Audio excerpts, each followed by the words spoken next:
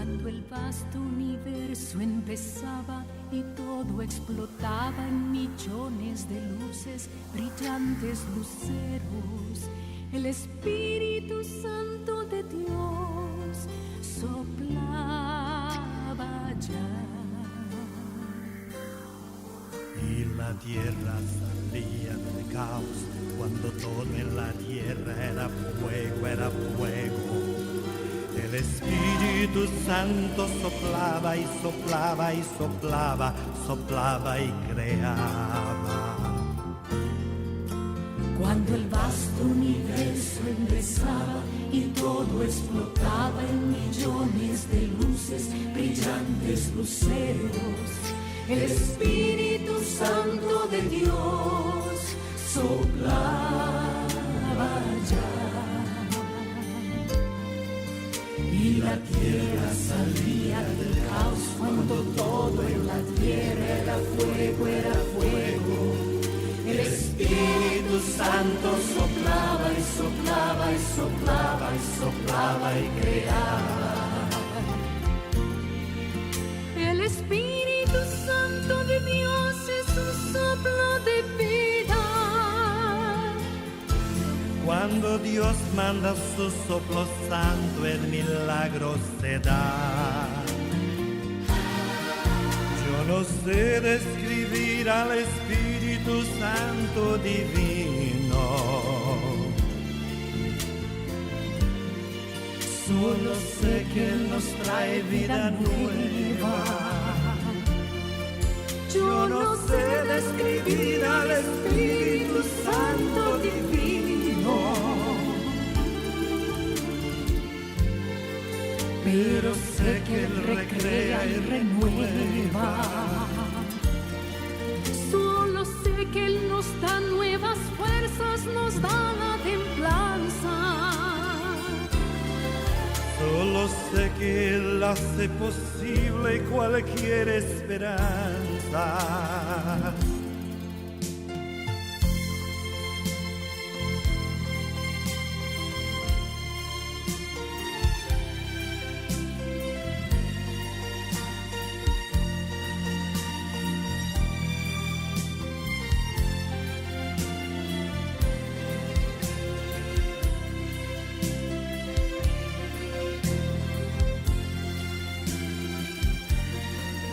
El Espíritu Santo de Dios es un soplo de vida.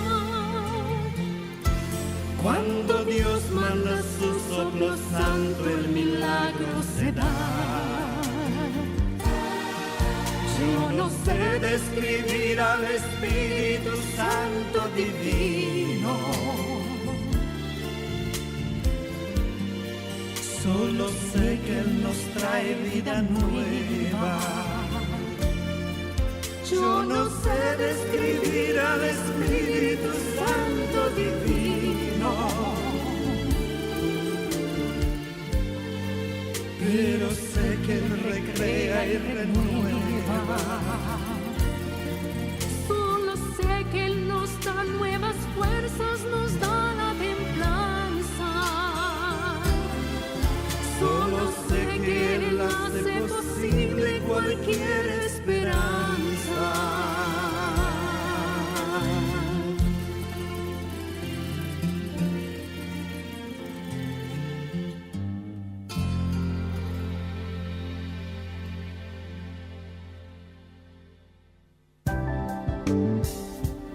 El Espíritu Santo de Dios. Qué fiesta estamos celebrando hoy, Pentecostés. Qué belleza, ¿no? Y tener esta oportunidad de dedicar 2 programas, hoy y mañana, al Espíritu Santo de Dios, creo que es fundamental, ya que gracias al Espíritu es que estamos teniendo vida, y esa vida que San Pablo llama en la carta a los Romanos, en el capítulo 8, la vida en el Espíritu.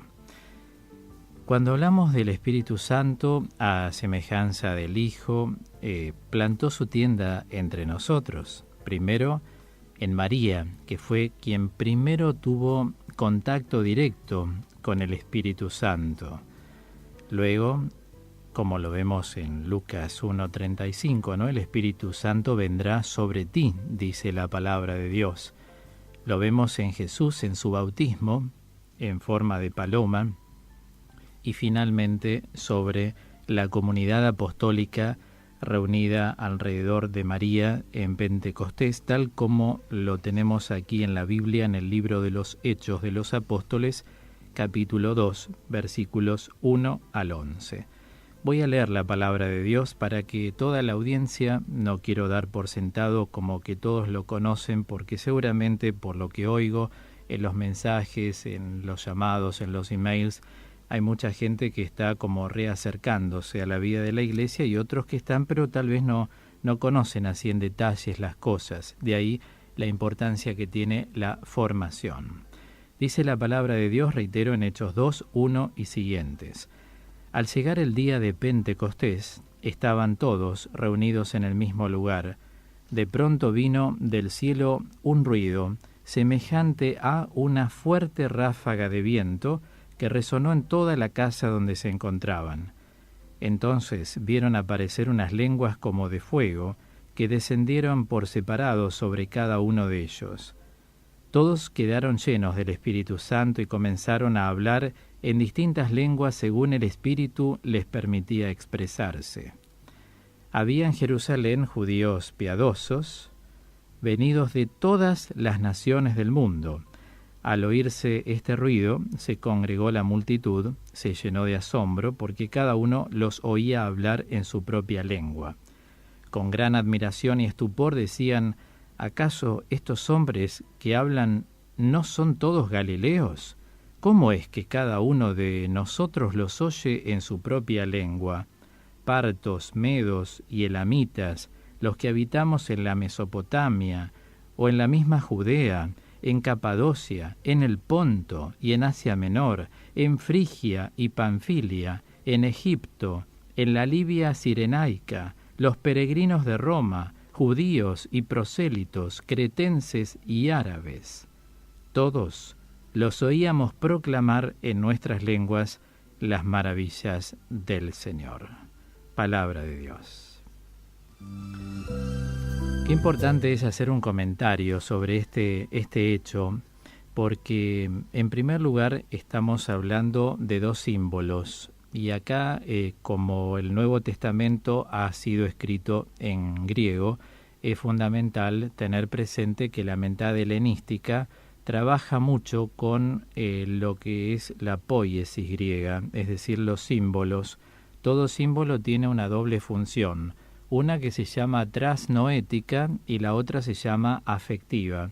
La función trasnoética consiste en llevar más allá del nous, o sea, de la capacidad de trascendencia que tiene una persona, un mensaje. Y la, digamos así, dimensión o función afectiva consiste en movilizar al buscador de Dios hacia el objeto amado. En este caso, desde el punto de vista trasnoético, reitero, trasnoético proviene del término nous, es decir, capacidad de trascendencia, o bien se traduce como espíritu.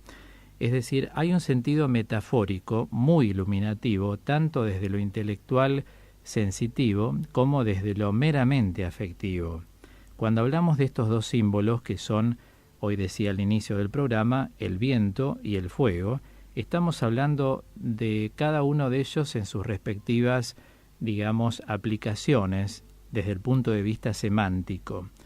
El viento indica fuerza, el fuego indica energía, luz, calor, y esto es lo que nos da el Espíritu Santo. Fortalece a una persona, energetiza o vigoriza a una persona, ilumina a una persona, y por eso es entendible que en un momento como el que ellos estuvieron atravesando, que era un momento de persecución después de la Pascua del Señor, ellos se reunían siempre, habitualmente en el cenáculo, que es esta sala que tenían allí de una propiedad de un amigo de Jesús. Les comento un dato social, cultural, etnológico también. En la época del Señor, la gente tenía o vivienda solamente de una planta o bien debajo de las grutas. La gente más humilde buscaba viviendas entre las rocas. la gente que más o menos podía pagar algún impuesto tenía una propiedad solamente de la planta baja. Y solo algunos tenían 2 pisos, o sea, planta baja y primer piso. Los que tenían el primer piso, en el primer piso tenían como un gran salón, comedor. Antes se sentaban en el piso y se estiraban como si fuera en lonetas, con almohadones. No existían las mesas en aquella época. Entonces, ese hombre que tenía esta propiedad, muy cercano al Señor, le ofreció la propiedad muchas veces para que él se reuniera con los apóstoles. Por eso allí celebró la última cena, y por eso allí también, como era una casa que siempre los recibió con mucho amor y con mucha libertad, ahí se reunían también para orar, esperando el Espíritu, porque Jesús prometió enviar su Espíritu.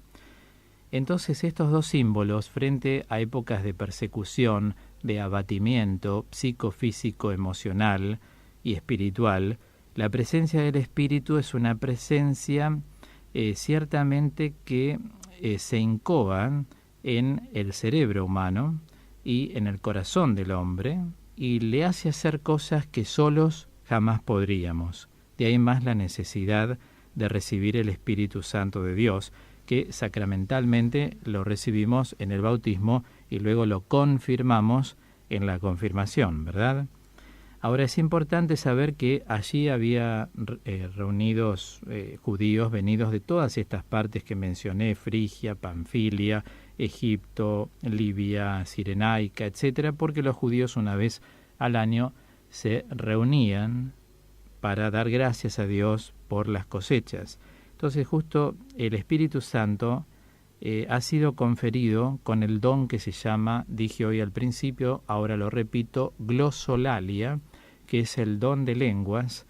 Y el don de lenguas no solo consiste en hablar una lengua desconocida, y hay gente que tiene el don de interpretarlas, sino que consiste en hablar en una lengua desconocida para uno, o sea, que uno jamás estudió, de las maravillas del Señor, o sea, no de cualquier cosa. Es un don concedido para alabar a Dios. Específicamente el don de lenguas va encaminado hacia la alabanza a Dios.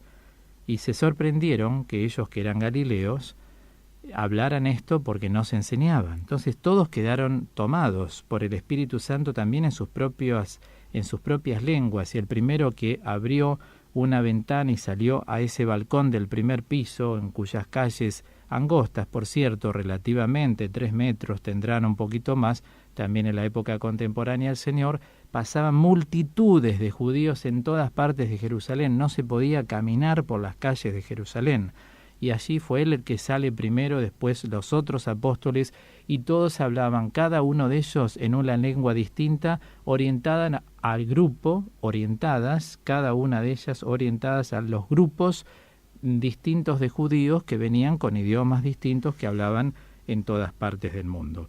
Por esto Pentecostés fue realmente en ese momento vivido como una gran efusión del Espíritu, ¿no? O sea, una manifestación a través de la cual se produjeron miles de conversiones. La Iglesia desde ese entonces, cada año, 50 días después de la Pascua, manejando su propio calendario litúrgico, por eso no coinciden muchas veces con el mes o los días ordinarios de nuestro calendario, va celebrando el día de Pentecostés y pide ese Pentecostés, ya que nosotros estamos vivos y el Espíritu del Señor está vivo.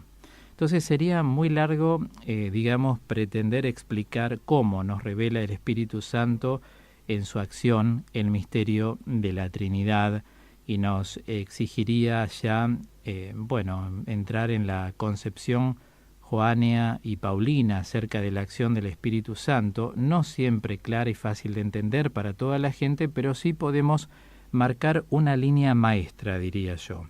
Esa línea maestra se destaca en el pensamiento de ambos apóstoles, que se mueve siempre bajo formulaciones sumamente variadas. O sea, el Espíritu Santo nos conduce al descubrimiento de Jesús como Hijo de Dios y nos permite llamar a Dios Abba, es decir, Papá querido, Abba es un término muy fuerte. Recuerden que el pueblo judío llamaba a Dios Yahvé hasta el exilio a Babilonia. Cuando vuelven del exilio a Babilonia, recién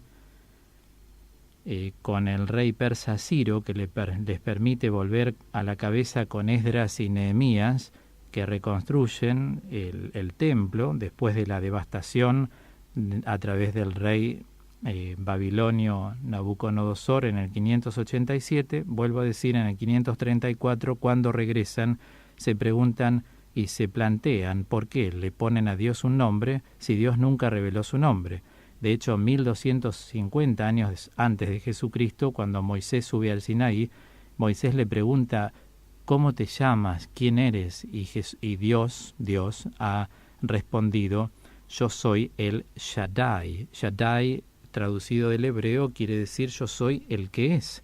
O sea, no hubo un nombre. Entonces los judíos en el 534 dijeron, ¿quiénes somos nosotros para ponerle un nombre a Dios? Y a partir de ese momento, entonces lo llaman Adonai. Adonai equivale a mi Señor. Entonces Jesús recién es el que nos da el permiso, porque es el único Hijo de Dios, de llamar a Dios Padre. Si no fuera por Jesús, ninguno de nosotros podría llamar a Dios Abba, es decir, papá querido. Como explica el exégeta Joaquín Jeremías, Abba tiene una connotación de cariño, por eso se le llama papá querido, Abba, Padre. Sin embargo, la obra del Espíritu reside fundamentalmente, entiendo, en revelar para todos al Hijo de Dios, ¿no? Es decir, uno puede llegar a entender, a creer y a vivir en consecuencia que Cristo es el Señor de la vida. Y decir Señor es hablar de que Él nos está enseñoreando, que Él va dirigiendo nuestra vida, que se incoa en las distintas dimensiones de nuestro ser. Nuestra dimensión afectiva, ética, que consiste en el lugar que uno ocupa en la vida, que se incoa en nuestra dimensión intravincular, es decir, con nosotros mismos, que se incoa en nuestra dimensión intervincular. Esto es la relación con los demás. Dios se hace presente también, nos presenta personas, nos alegra el corazón, nos presenta formadores. Ustedes pasando la radio, muchos de ustedes también me han encontrado. Todos somos instrumentos de Dios para conocerlo y acceder más al señorío de Cristo. Uno va por convicción entendiendo que Jesucristo es el Señor de la vida de uno. Por eso digo, ante todo esto, ¿no? Revelar para todos al Hijo. Esa es la misión del Espíritu Santo. Y en actualizar esa gesta liberadora del Hijo, porque ¿el Hijo a qué vino? El Hijo vino a liberarnos. ¿A liberarnos de qué? De los cautiverios. ¿Cuáles son los cautiverios más comunes? Los miedos, los peligros, las obsesiones, los escrúpulos, las enfermedades psicoafectivas. ¿Por qué no también de enfermedades corpóreas? Él es liberador en esencia. Entonces, a través del Espíritu Santo, uno puede realmente creer que Jesucristo nos da su Espíritu para que nosotros podamos acceder a Él. De hecho, Espíritu es una palabra que va reemplazando al término parakletos en griego, llamado al lado, traducido literalmente y semánticamente, estamos hablando del término defensor, intercesor, abogado, es decir, el que aboga aquí en la tierra y desde la tierra ante el Padre. Por eso Él dijo, yo me voy, pero les envío mi Espíritu, para que los asista acá en la tierra, porque Él es paráclito ante el Padre, pero su Espíritu es paráclito desde la tierra, ya no en la eternidad, desde la tierra. ¿Se comprende esto? Bueno, ustedes saben que San Pablo es quien se encarga en toda su teología, no sé, mencioné hoy a Romanos 8, puedo citar 8, versículo 9, cuando habla del Espíritu de Cristo, en la segunda carta a los Corintios 3:17, en Filipenses 1:19, cuando habla del Espíritu del Señor, o también el Espíritu de su Hijo, en Gálatas 4:6. O sea, el Espíritu constituye algo así como la atmósfera que favorece el encuentro del Hijo con los bautizados. Podemos situarnos allí en la atmósfera, entendemos, es un escenario de vida, es un escenario, digamos, de comunión que Dios planta como una tienda para encontrarnos cada uno en forma personal y en forma comunitaria con Él. ¿Se comprende? Bueno, yo creo también que es importante en la reflexión del día de hoy tener en cuenta que cada vez que hablamos del Espíritu Santo estamos hablando de ese Dios que hace morada en los corazones, como lo dice el Romanos 8:10, ya que andamos por ahí, y la segunda carta de los Corintios 13:5. También se me viene a la mente aquella enseñanza de San Pablo en Gálatas 2:20 cuando dice: ya no soy yo, sino que es Cristo quien vive en mí. ¿Cómo uno puede darse cuenta de eso? Que el Espíritu Santo ya está incoándose fuertemente en la vida de uno. Por lo que vamos apreciando, entiendo, auditivamente, hay una relación del poder de Dios y de nuestro acceso a la libertad que Dios nos ha dado. El Espíritu produce frutos en una persona.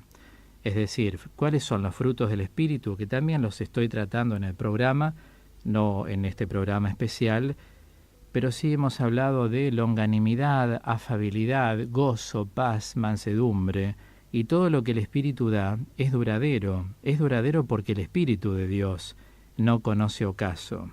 Y por supuesto uno tiene esa mansedumbre en los momentos que la necesita, sobre todo es un transmisor de paz, una persona de Dios que vive en comunión con el Espíritu de Dios, el Espíritu de Cristo resucitado.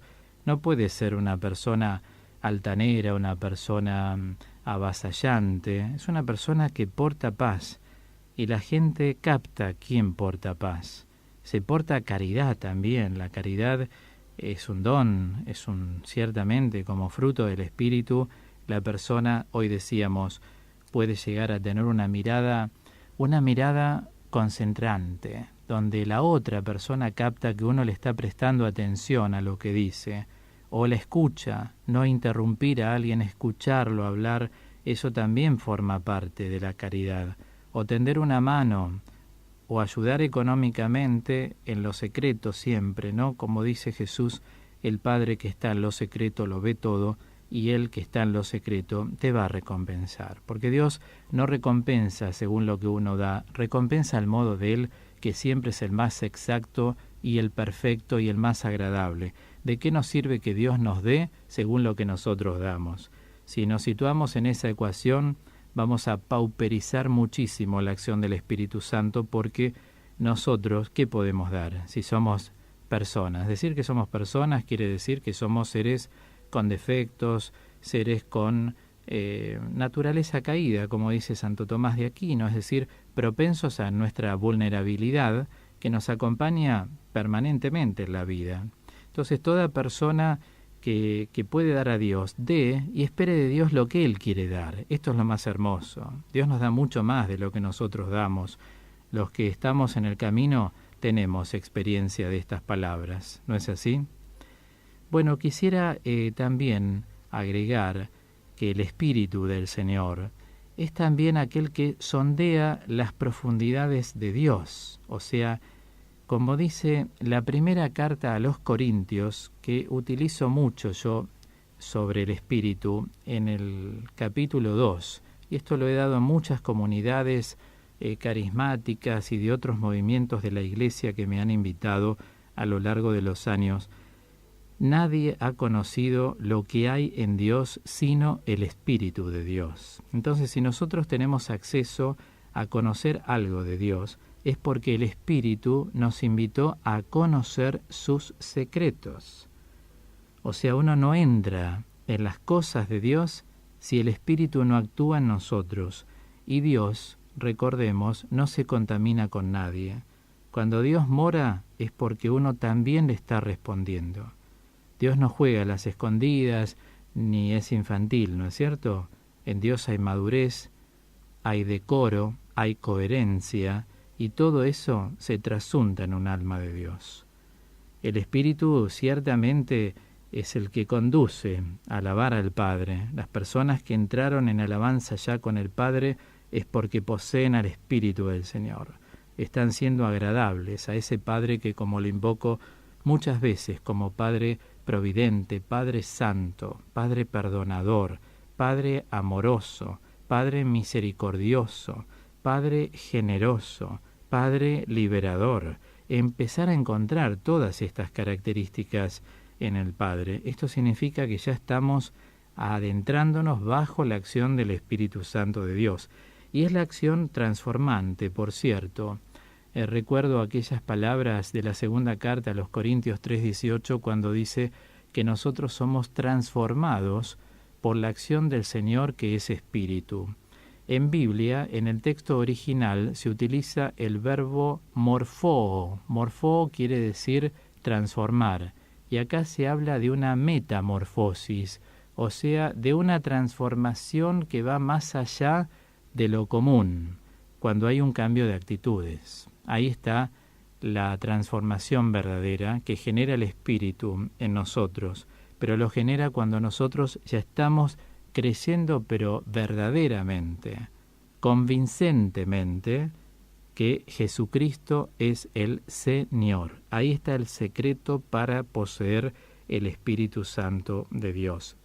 El Espíritu, siempre recordemos, no comunica otra verdad más que la del Hijo. O sea, toma lo que es de Jesús y nos lo da a conocer a nosotros, y vamos entrando en esa dulzura neumática, ¿no?, que los antiguos padres de la espiritualidad en el siglo II al IV de Medio Oriente llaman kathanixis en griego, es decir, es esa ternura neumática que tiene toda una fuerza sobrenatural y produce como una seducción en la vida de cada uno de nosotros. Y a veces eso nosotros lo apreciamos en los carismas de ciertas personas.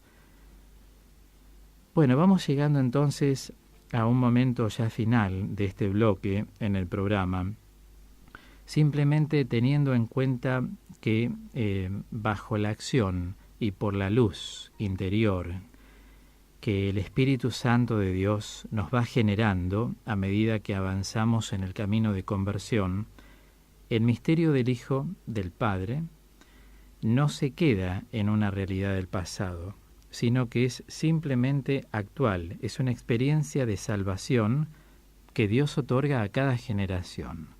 Por eso, a no perdernos esta posibilidad de ser una y otra vez renovados por esa presencia neumática que Dios quiere dar y que en cada Pentecostés se derrama más fuertemente. Yo junto las manos, simbólicamente, es decir, doy gracias a Dios que puedo estar en la radio y que desde la radio estoy llegando a la vida de mucha gente y también de mucha gente que ni siquiera puede caminar ni puede salir de una cama, y gente que no iría a una iglesia, tal vez porque no está motivada, porque le faltan todavía los estímulos necesarios, y a través de un medio de comunicación puede el Espíritu Santo de Dios llegar a la vida tuya, que me estás escuchando, con adultez, con apertura, sabiendo que cada uno decide sus cosas y su vida. Ustedes saben que mis programas nunca son proselitistas, sino que tienen un cariz muy ecuménico y pluriforme, porque entiendo que la mayor conversión es aquella que cada uno de los oyentes decide hacer. Esto es importantísimo, no vivir bajo la acusación, no vivir bajo el peso de la condena, no vivir bajo el peso de la culpa, no vivir bajo el peso del peligro, sino vivir bajo la misericordia divina de Dios. Esa persona que se siente amada unipersonalmente por Dios es la persona que verdaderamente va a convivir bien bajo la acción del Espíritu Santo, y por tanto le va a interesar tener otros hermanos y compartir lo que tenemos en común. Defectos tenemos todos, pero tenemos muchas cosas lindas para compartir. Por eso estamos juntos, por ejemplo, aquí en la radio, todos los sábados y todos los domingos, desde las 22 y hasta la 1:30 de la mañana. Vamos a cerrar este bloque cantando. ¿Qué les parece? Vamos a cantar. Yo canto también aquí sentado frente al micrófono de la radio esta canción que cautivó el corazón de tanta gente desde aquel día, varios años atrás, en que empecé a cantarla, y se llama Hay una unción aquí. Así hacemos una asamblea de oración a través de la radio. ¿Vamos?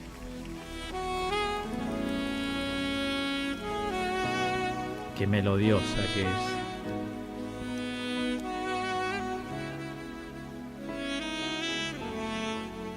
Qué linda es. Ahí empieza. ¿La acompañamos? Hay una unción aquí cayendo sobre mí, mudándome, cambiando mi ser. Hay una unción aquí cayendo sobre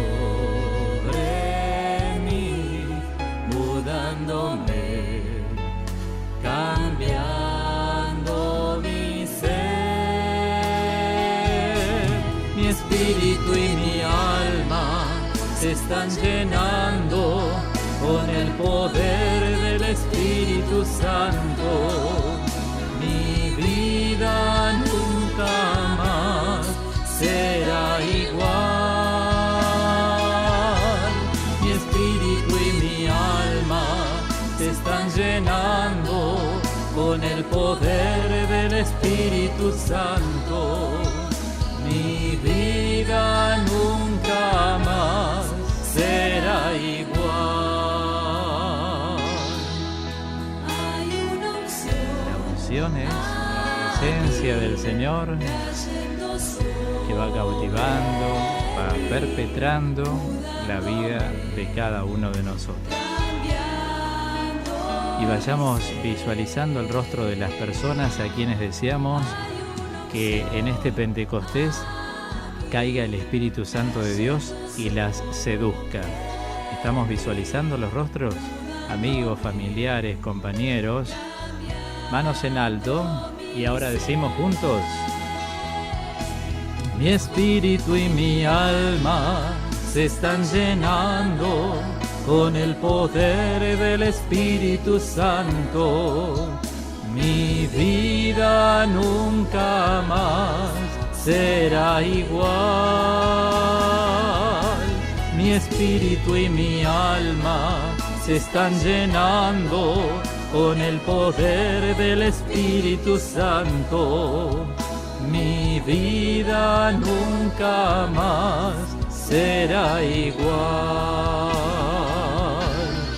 Hay una unción aquí cayendo sobre mí, mudándome, cambiando mi ser. Hay una unción aquí cayendo sobre mí, mudándome, cambiando mi ser.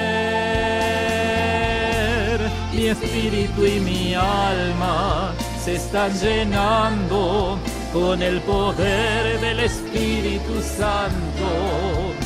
Mi vida nunca más será igual. Mi espíritu y mi alma se están llenando con el poder del Espíritu Santo. Mi vida nunca más será igual. Mi vida nunca más será igual. Mi vida nunca más será igual. Claro, ¿cómo la vida va a poder ser igual si estamos juntos en el nombre de Jesús reunidos? Demos gracias a Dios. Alabado, por siempre sea alabado el Espíritu Santo del Señor.